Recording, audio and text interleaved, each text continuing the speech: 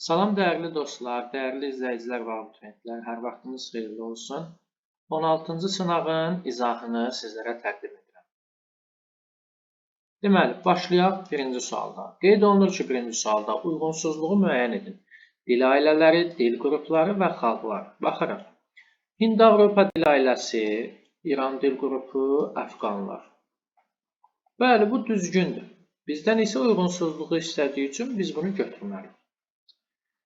2-də deyir, Ural dil ailəsi, Sami, Sami, Macarlar. Xeyr, tamamilə yanlışdır.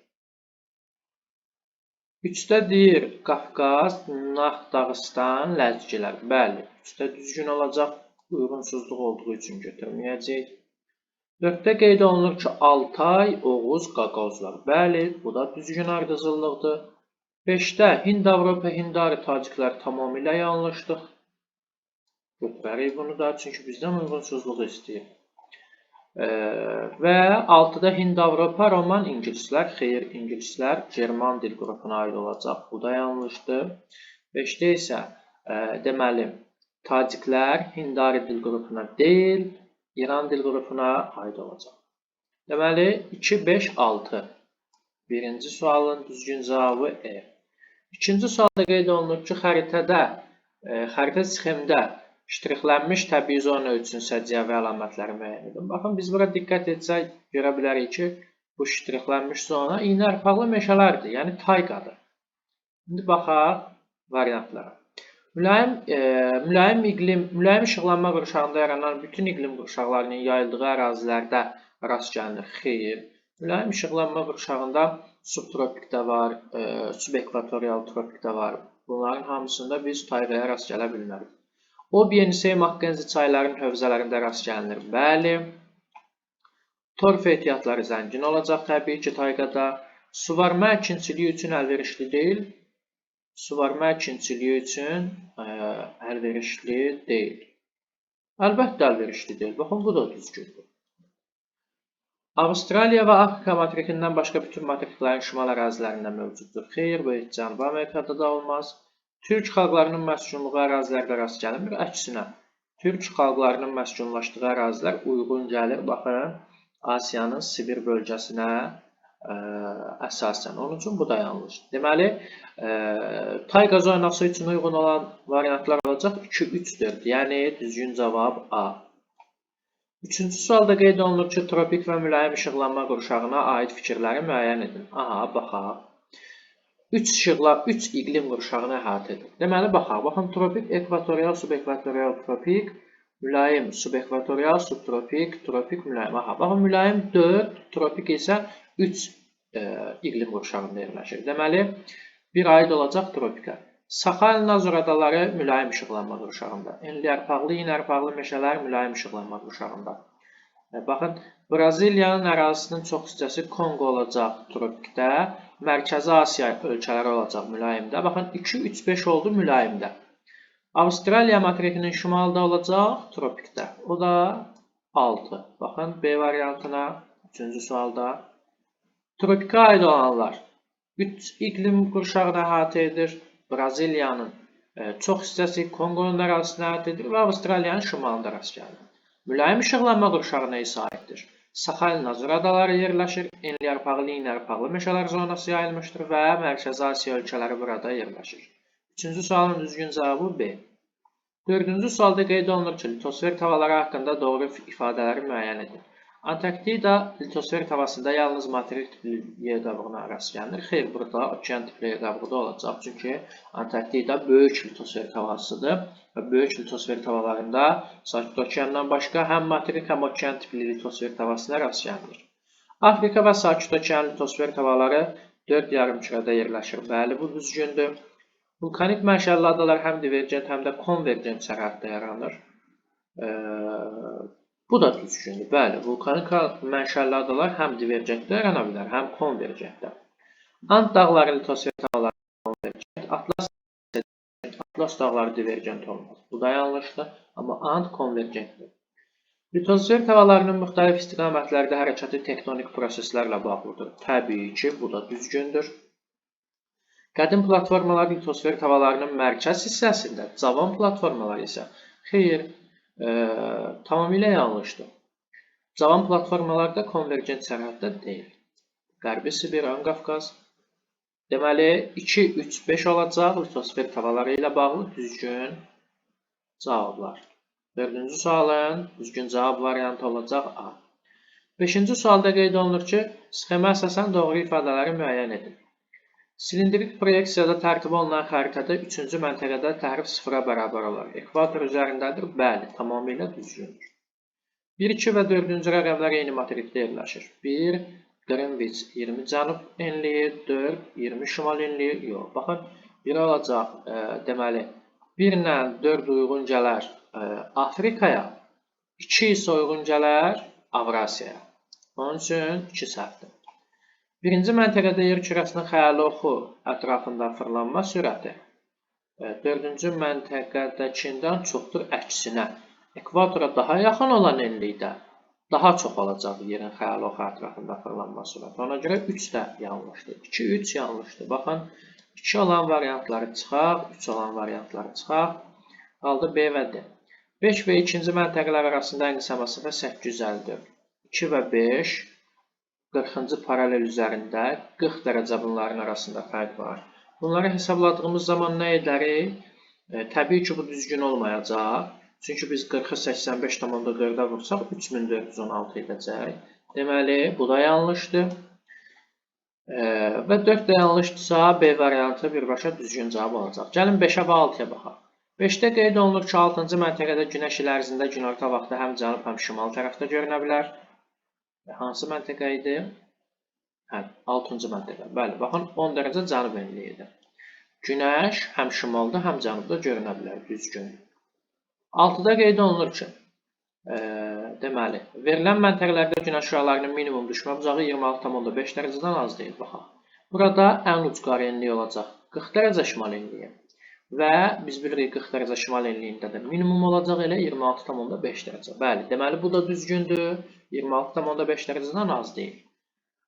Düzgün cavab olacaq 1, 5 və 6.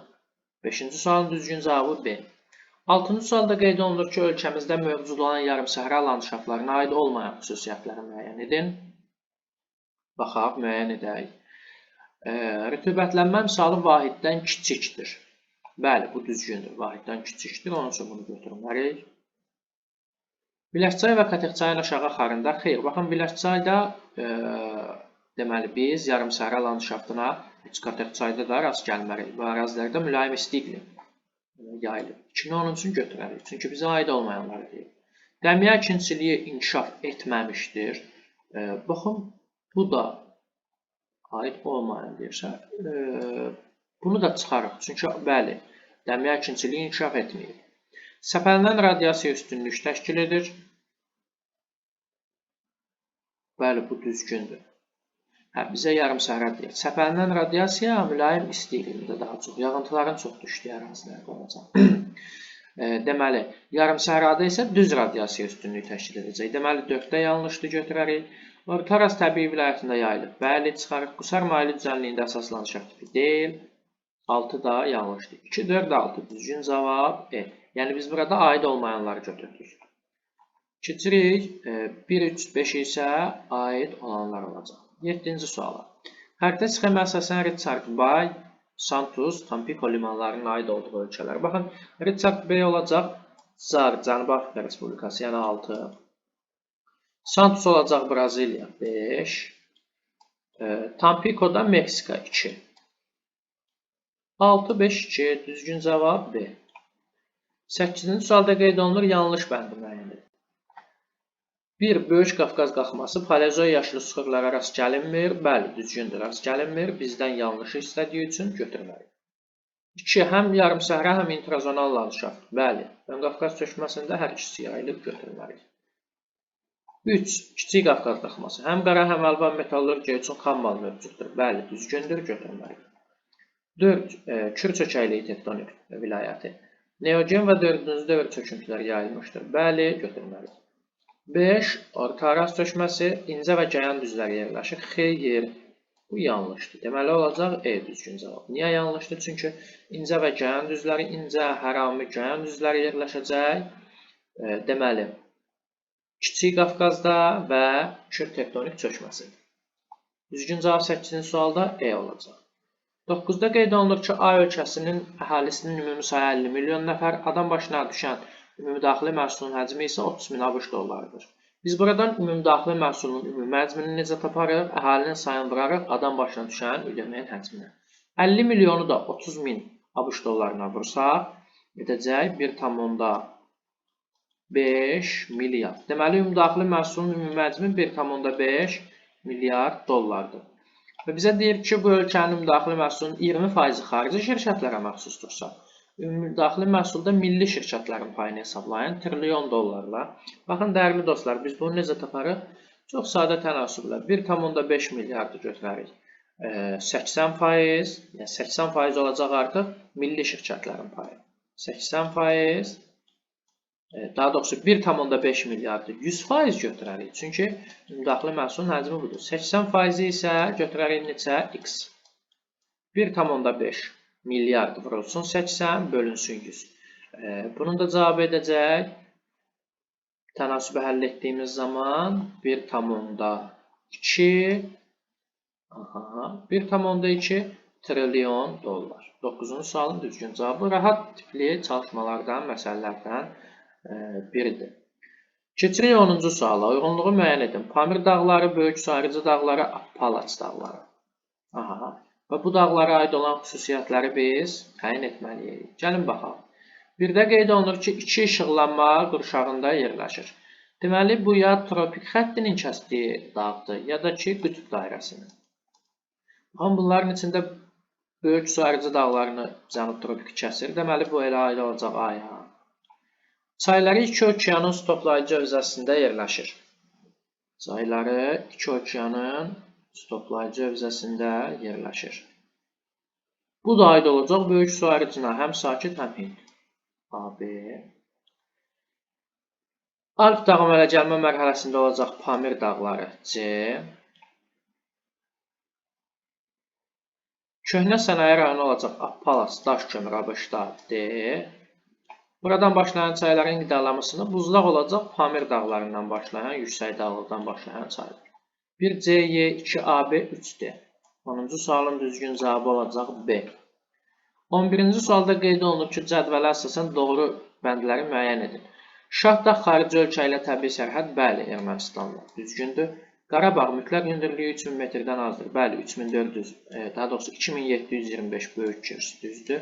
Niyaldağ Kiçik Qafqazda yox, Böyük Qafqaz tektonik qalxmasındadır. Qərələyazda qışı quraq keçən yox, yayı quraq keçən soyuq iqlim. Murovdağda vulkanik effuziv çökmə süxurları, bəli, rast gəlinir.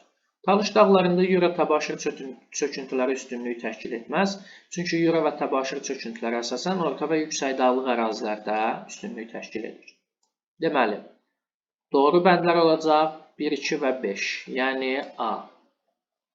12-ci sualda qeyd olunur iqlim diaqramının aid olduğu iqlim qurşağı üçün doğru ifadələri müəyyən edin. Baxın, biz buna diqqətlə baxsaq, temperatur 20 dərəcədən yuxarıda il boyu, yağıntıların miqdarı çoxdur, əsas hissəsi isə düşür.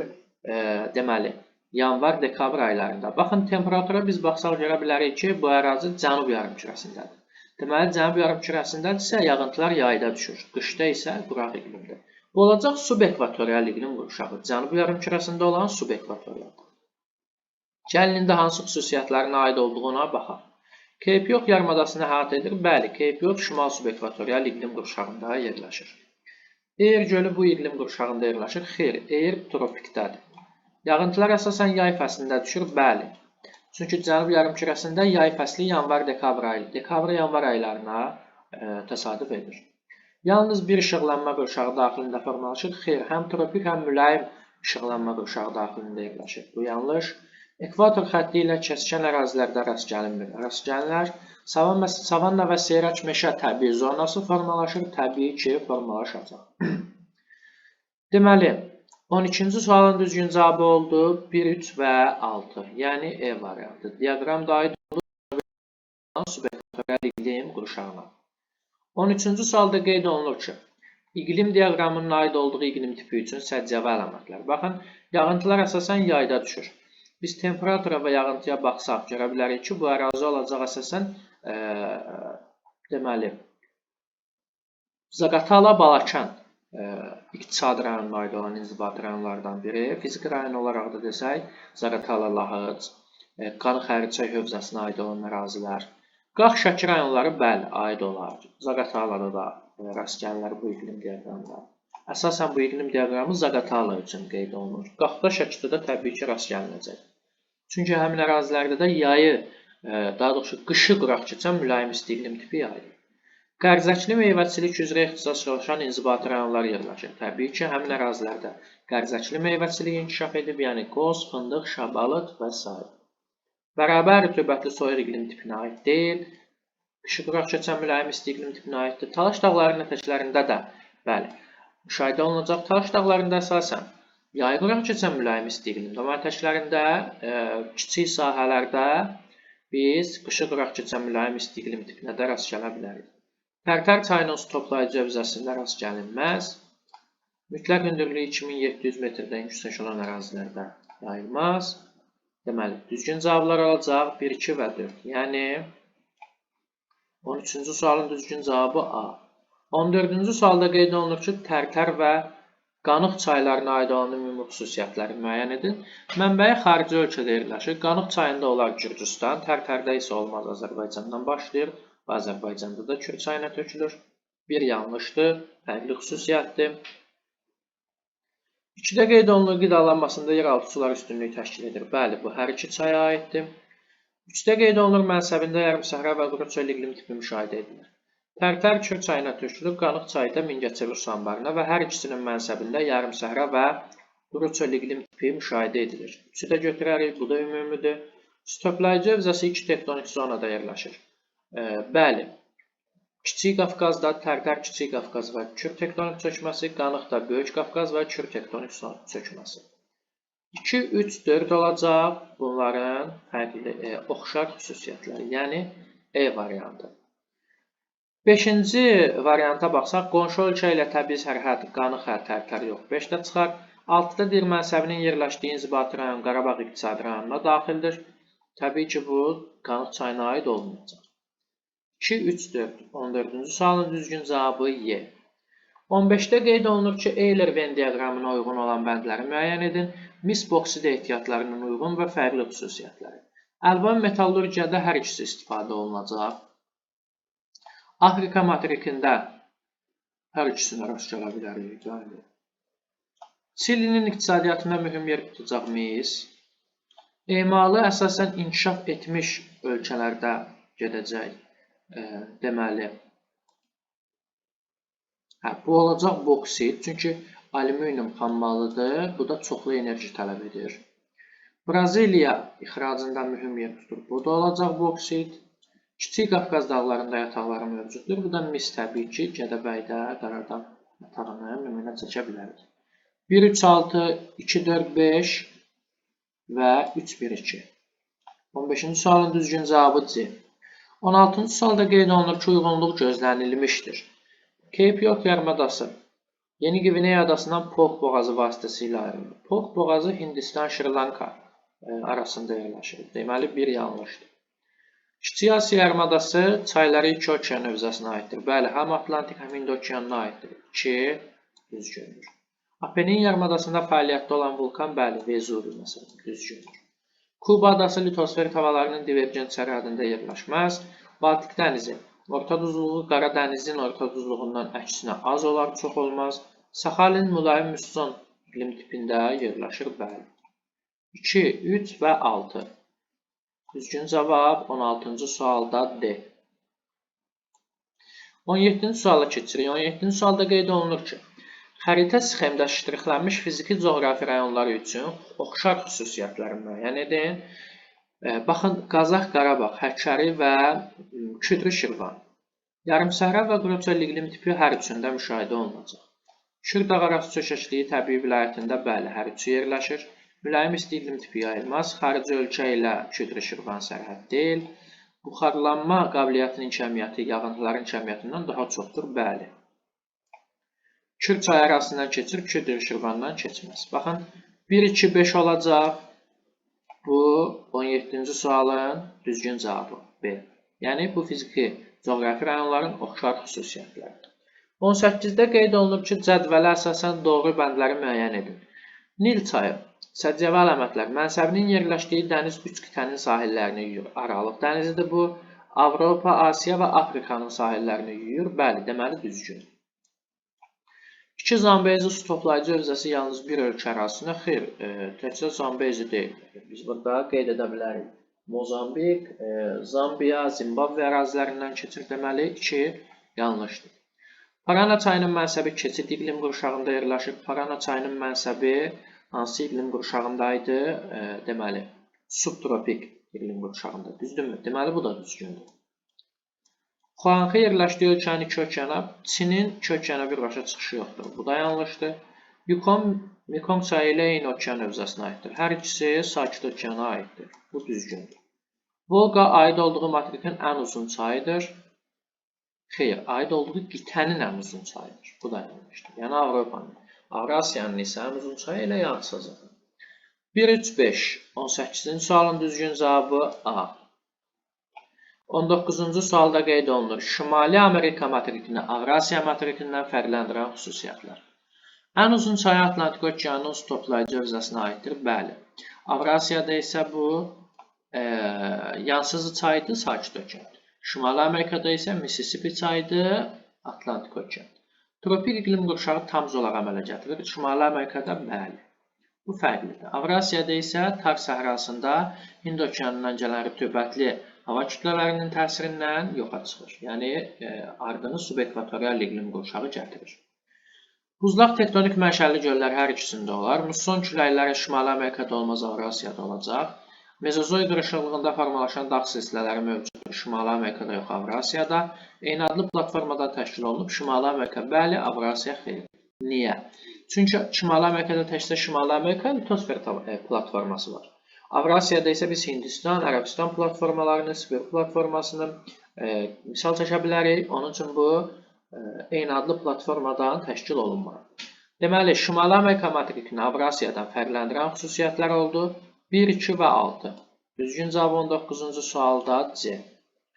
20-ci sualda qeyd olunur ki, unitar inzibati ərazi quruluşuna malik olan ölkələri müəyyən edin. Səudiyyə Ərəbistan, Birləşmiş Ərəb Əmirlikləri federativdir çıxar. Myanma federativdir çıxar. Belçika federativdir çıxar. Almaniya federativdir çıxar. Baxın, Suriya, Mərakeş, Uruqvay. Bu dövlətlər inzibati ərazi quruluşuna görə unitar olan dövlətlərdir. 21-ci sualda qeyd olunur ki, Azərbaycan Respublikasının əhalisi üçün səciyyəvi olan xüsusiyyətləri müəyyən edin. Demoqrafik keçidin 4-cü mərhələsindədir. Bəziləri bunu 4-cü mərhələ qeyd olunur, amma dərsliklərə əsasən biz 3-cü mərhələ kimi qəbul edirik. Deməli, bir yanlışdır. Əksər hissəsi mütləq hündürlüyü 500 metrdən yüksək olan ərazilərdə xeyr. Əksər hissəsi, deməli, biz qeyd edirik ki, 500 metrə qədər olan ərazilərdə yaşayır. Orta sıxlıq 100 nəfər bölünsün kilometr kvadratdan çoxdur. Bəli, biz deyirdik bu 117 nəfərdən son statistikaya əsasən 3 düzgün. Hind-Avropa və Qafqaz dil ailəsinə aid olan xalqlar yaşayır. Bəli. Əmək qabiliyyətli əhali ümumi əhalinin yarıdan çoxunu təşkil edir. Əmək qabiliyyətli əhali, bəli, ümumi əhalinin yarıdan çoxunu təşkil edir. Xidmət sahələrində çalışanların xüsusi çəkisi azalır, əksinə artar. Deməli, baxın, 3, 4, 5. A variantı 21-ci sualda düzgün olacaq. Azərbaycanın əhalisi üçün səciyyəvi olan xüsusiyyətlər. 22-ci sualda qeyd olunur ki, doğru olmayan ifadələri müəyyən edin. Baxırıq, Volqa-Ural regionunda yerləşən türk xalqları Altay dil ailəsinin Bulqar qoluna aiddir. Bu regionda biz qeyd edirik Başqırtıstan, Tataristan, Çuvaşiya ərazilərini, düzdürmü? Və bu düzgündür. Bizdən isə doğru olmayanları istədiyi üçün bunu götürməliyik. Kabarda-Balkar və Qaraçay Çərkəz türk qurumları dəniz sahili mövqeyə malik deyirlər. Çıxışlar yoxdur okeana, heç bir dənizə. Müstəqil türk dövlətlərindən yalnız biri 2 qitədə yerləşir. Həm Qazaxıstan, həm Türkiyə 2 qitədə yerləşir. Onun üçün bu da yanlışdır. Qazaxıstan Respublikası Mərkəzi Asiyada yerləşən bütün müstəqil türk dövlətləri ilə həmsərhəddir.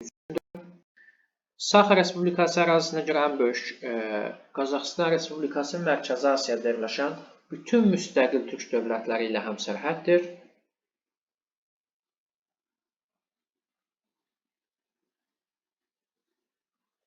Bəli, baxın bu düzgündür. Keçirik 5-ə. Saxa Respublikası ərazisinə görə ən böyük türk dövlət qurumudur. Bəli, bu düzgündür. Bizdən doğru olmayanlar istəyir. Türkiyə, İraq və Bolqarıstanla yalnız quru sərhədinə malik olmaz. Baxın, Bolqarıstanla həmçinin Qara dənizdən sərhəddə, onun üçün bu da yanlışdır. Bizdən isə doğru olmayanları istədiyi üçün 2, 3 və 6-nı götürməliyik. 22-ci sualın düzgün cavabı Y. 23-də qeyd olunur ki, K məntəqəsində atmosfer təzyiqi 640 mm civə sütunudur.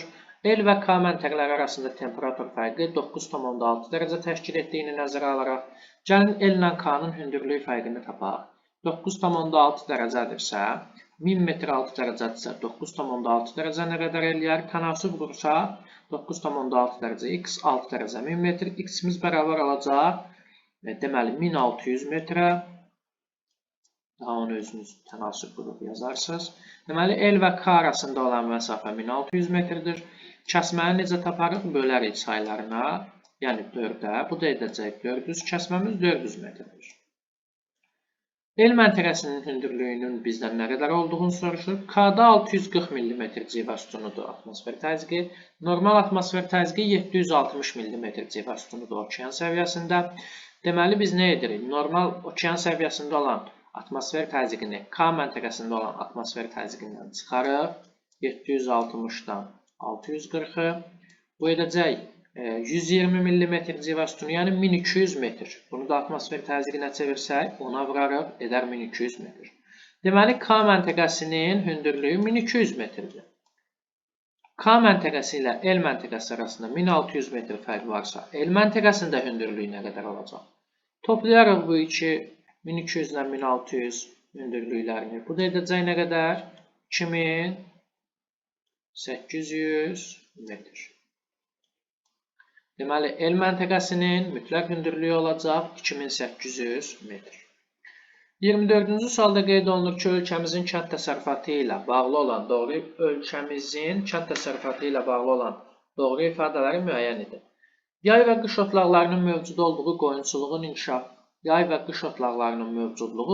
qoyunçuluğun inkişafına müsbət təsir edir. Bəli, tamamilə düzgündür. Yayda yaylığa, qışda qışlığa.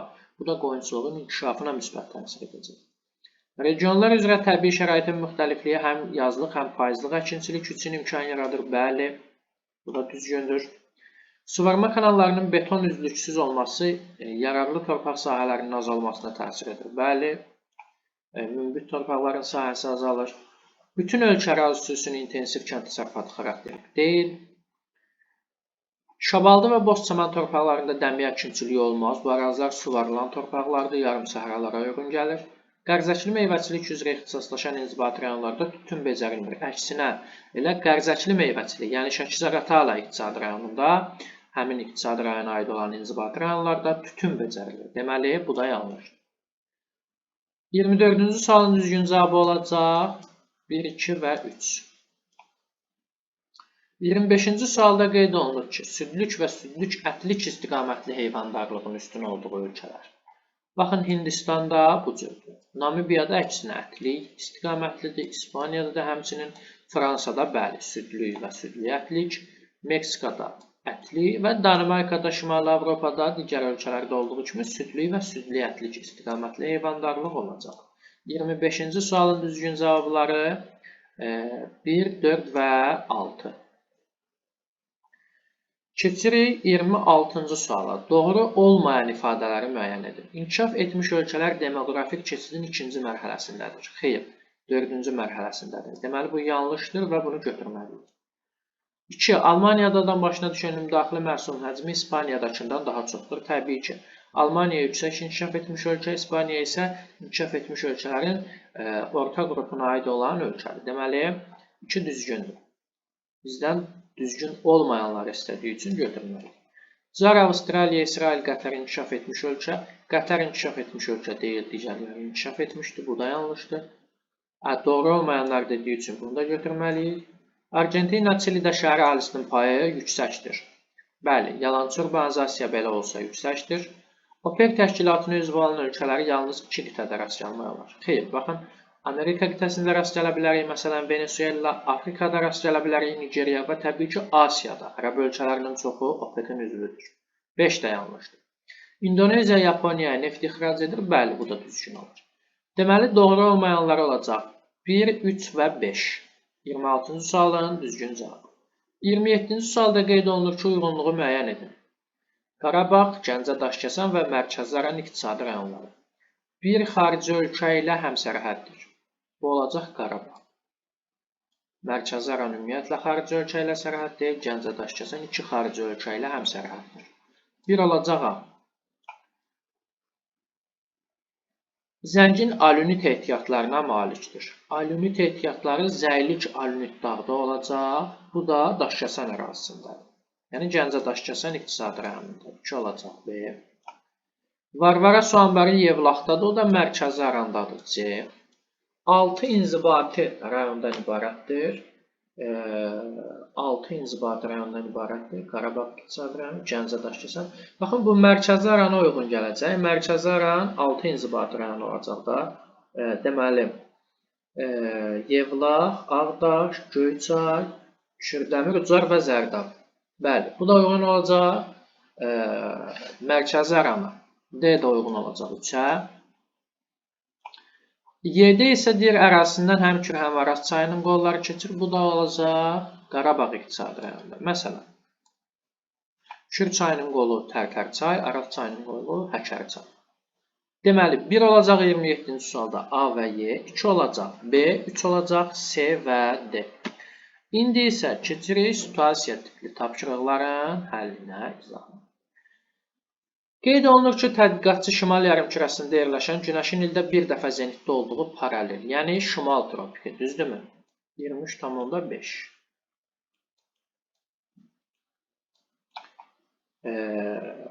Paralel ilə 80 dərəcə şayq uzunluğunu, bunu da çəkirik, 80 şayq uzunluğunu, kəsikmə nöqtəsində yarımadada yerləşən A məntəqəsindən, diqqətlə biz fiziki xəritəyə baxsaq, bu ərazi olacaq təxminən Hindistan yarımadası. Başlayaraq şimal istiqamətə 1831,5 km hərəkət etdikdən sonra B məntəqəsinə çatmışdır. Gəlin B məntəqəsini tapaq.